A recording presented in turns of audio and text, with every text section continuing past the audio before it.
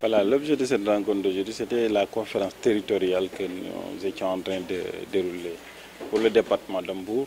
La conférence territoriale, c'est le cadre qui nous permet vraiment de faire l'évaluation des politiques publiques, suivi évaluation un peu, pour voir dans le département d'Hambourg l'ensemble des projets programmes de l'État, mais aussi l'intervention des ONG, mais surtout aussi les engagements pris lors du Conseil des ministres décentralisé au niveau des Thiès. Donc on était en train de faire donc, l'état des lieux, un peu partager avec l'ensemble des acteurs qui sont sur le terrain, les intervenants, mais aussi les autorités locales, c'est-à-dire les élus, les maires, pour un peu finaliser le document qu'on avait présenté. C'est un document qui est fait à partir des fiches de collecte.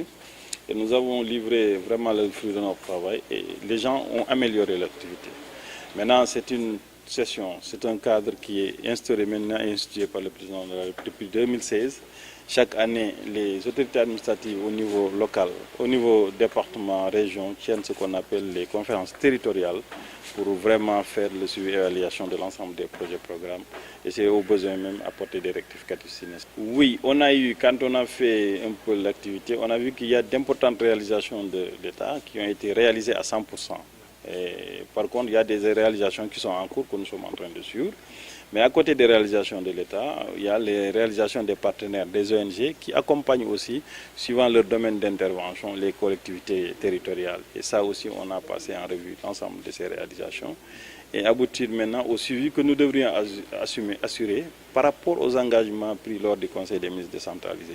Et à ce niveau, nous sommes en phase et nous pouvons dire que l'ensemble des engagements pris par l'État au niveau de ces conseils des ministres décentralisés sont soit réalisés ou bien sont en cours d'exécution. Et il ne reste que peut-être quelques étapes à finaliser pour dire que vraiment ces engagements ont été tenus jusqu'à ce niveau, au niveau du département de Mbour. Dans le domaine touristique, c'est la même chose. On a actuellement de grands projets. Le projet phare, c'est en fait le PDTE qui consiste aux restaurations des plages de Saly, dont le projet a été lancé par le président de la République le 18 passé.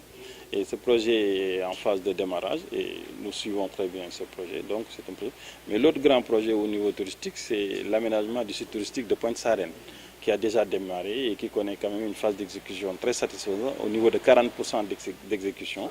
Et ce projet aussi va impacter positivement au niveau de l'économie du département. Oui, Mbour a beaucoup grandi. On a beaucoup sollicité la mise en place d'infrastructures qui permettent de prendre en charge la sécurité et la sûreté. C'est au niveau des casernes de sapeurs-pompiers qu'on a voulu un peu agrandir. Et on était en train de voir au niveau du stade Caroline Faye, est-ce qu'il y a une possibilité d'avoir une assiette foncière qui permettrait de prendre en charge une nouvelle caserne. C'est la même chose pour aussi l'hôtel, le nouveau commissariat qu'on souhaite avoir. Et là aussi, on va essayer de trouver des endroits stratégiques. Et cet espace qui constitue le stade constitue aussi un espace stratégique qui permet peut-être de mettre en place certaines infrastructures de l'État et qui améliorera peut-être de façon positive, largement positive d'ailleurs, la prise en charge des questions sécuritaires. Les autorités actuellement accompagnent considérablement la prise en charge sécuritaire. Si vous voyez au niveau de la police et de la gendarmerie, les moyens logistiques ont été vraiment renouvelés. Je ne dis pas renforcés, mais renouvelés. Au niveau de la police et de la gendarmerie, il y a l'équipement logistique nécessaire qu'il faut pour prendre en charge les sécurités. Les effectifs vont être aussi augmentés. Maintenant, du point de vue prise en charge sécuritaire, la sécurité, ce n'est pas seulement les forces de défense et de sécurité, c'est toute la population. Nous avons toujours demandé aux populations d'être du côté de l'État, du côté des forces de défense et de sécurité pour une meilleure prise en charge sécuritaire. Si les gens peuvent faire ce qu'on appelle, ce n'est même pas de la dénonciation, c'est participer à la quête de l'information et du renseignement. Si les populations nous accompagnent dans cette dynamique, si les populations ont le réflexe de dénoncer ce qu'ils n'ont jamais vu, ce qui est nouveau dans le quartier, ce qui est nouveau dans le village, ce réflexe de dénonciation, si toutes les populations l'ont, on peut régler pas mal de problèmes en termes sécuritaires. Mais les moyens sont maintenant renouvelés. Vous voyez au niveau de la gendarmerie, au niveau de la police, les véhicules sont tout neufs. Il y a assez de véhicules maintenant. La logistique a été renforcée. Les effectifs vont suivre. Donc je pense qu'à ce niveau, il manque ce qu'on appelle l'implication totale des populations pour une meilleure prise en charge des questions de sécurité. La sécurité, ce n'est pas seulement celui qui intervient. La sécurité, c'est en amont, c'est bien avant. Là aussi, on interpelle l'ensemble des collectivités locales parce qu'on ne peut pas faire de sécurité sans qu'il y ait l'éclairage public. On ne peut pas faire de sécurité si les rues sont encombrées. Donc tout cela, il contribue à une meilleure prise en charge des questions de sécurité.